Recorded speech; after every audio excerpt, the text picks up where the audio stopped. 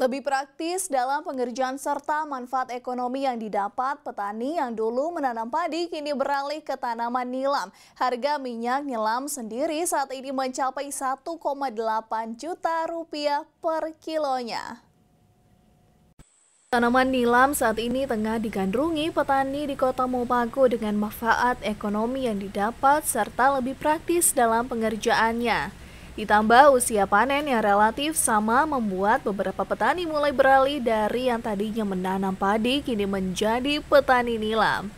Seperti yang dilakukan oleh Latif Zakaria di atas lahan yang tadinya ia tanami padi, kini dialihkan ke tanaman nilam dalam beragam usia tanam.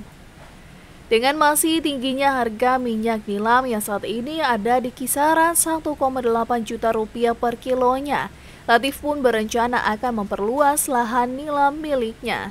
Bulan April itu, pemula itu.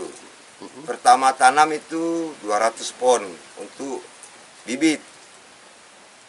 Nah, kemudian ada lahan kosong, saya tanam lagi 1.200 pon. Terus saya panen, itu dapat kurang lebih 6 kilo. Hasilnya bersih itu 6 juta. Pertama pengolahan mudah dan murah.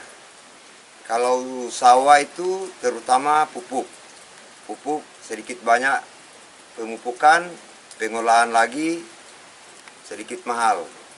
Jadi yang lebih penting tanam nilam.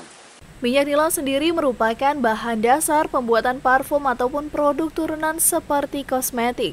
Sehingga nilam dengan kualitas yang terbaik banyak diburu oleh perusahaan parfum Eropa. Tim Liputan Kawanua TV melaporkan.